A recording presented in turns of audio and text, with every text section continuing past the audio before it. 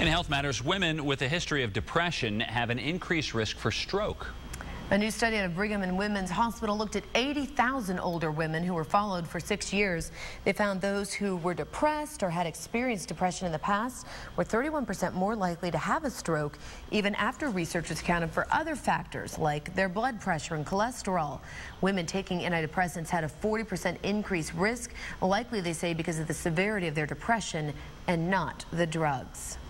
It's the time of the year where kids dust off their backpacks and then cram them full of new books. Experts at Baylor College of Medicine say the parents should make sure their kid's backpack does not weigh more than 10 to 15% of their total body weight. How many kids have you seen limping down the sidewalk with a backpack on? There have been studies linking those heavy backpacks to back pain, especially in young children. They suggest that students carry backpacks on both shoulders.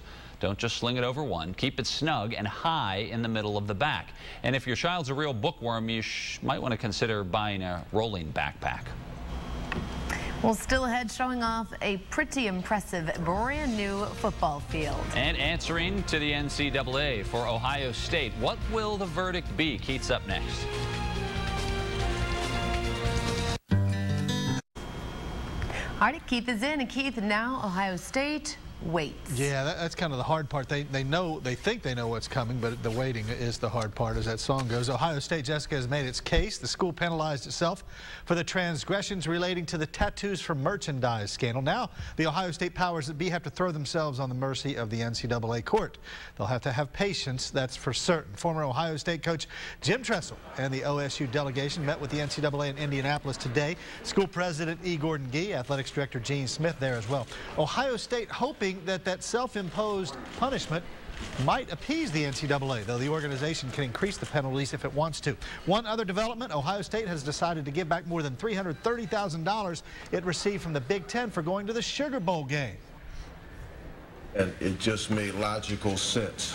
Since we had student athletes play in that game and we ultimately vacated that game, it makes sense that we would forfeit the dollars, or using a different terminology, vacate the enrichment that we ultimately realized from that game.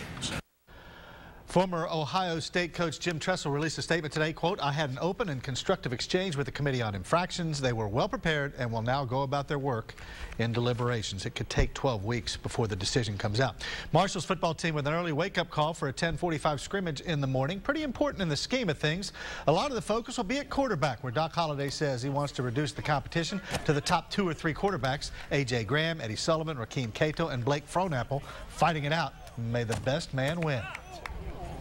That's going to have to be. It's going to have to be the deal for everybody. You know, we're all going to have to swallow our pride, and you know, the starter's going to be the best, and he's going to win for us. They've got a brand new school to brag about in Mingo County and a brand new football field too. Mingo Central had its ribbon cutting today, as you saw, and with that new field, it's nice for the Miners to show it off. School is a consolidation of some pretty good football schools: Gilbert, Matewan, Williamson, and Birch. They'll open the field on Friday, August 26th. A point of pride for this new school, a new program, and all the new players. And I was just so excited when I got on that bus and I was kind of started coming up here. But the first day I got back, I was just so shocked at how beautiful this field was. Now I got to step on this. It was just amazing. It blew my mind.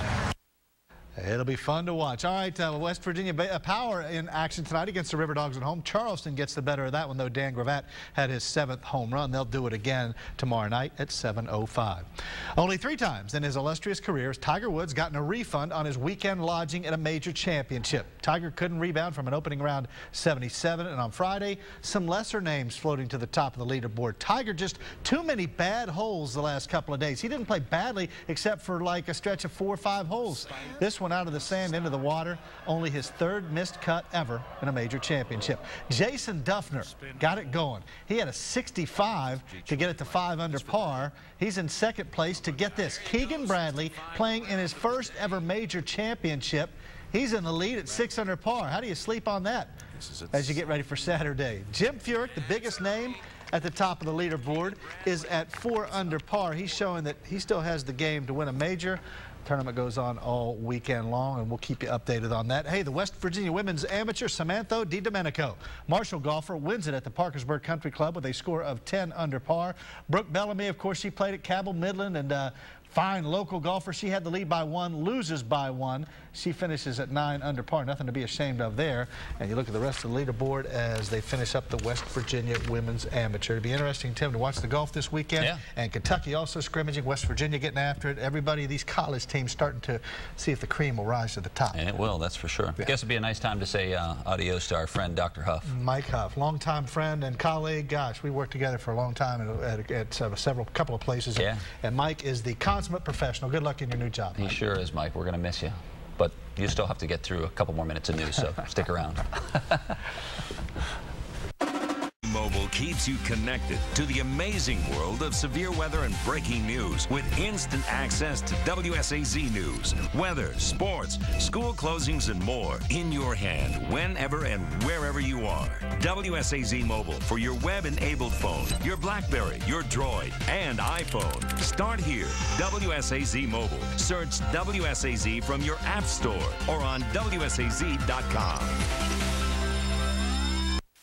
Closed captioning is brought to you by Prim Law Firm.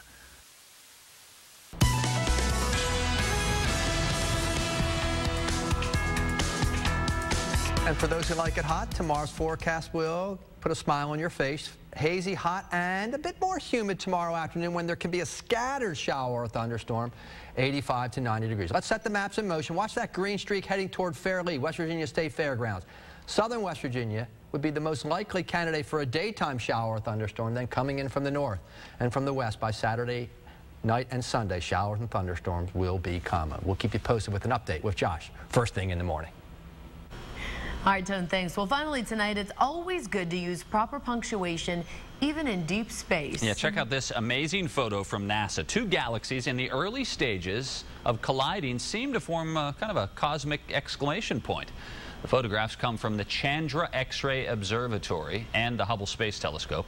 NASA officials say the 2 galaxies will become one, but the process takes millions of years, which I guess if you think about it is about how long it takes for coal to become diamonds. So maybe galaxies are a girl's best friend someday. Whoa. All right. On that note, we're going to say good night. Thanks for joining us. Tonight's show with Jay Leno is coming up next. Yeah, have a good weekend, everyone. We'll see you Monday.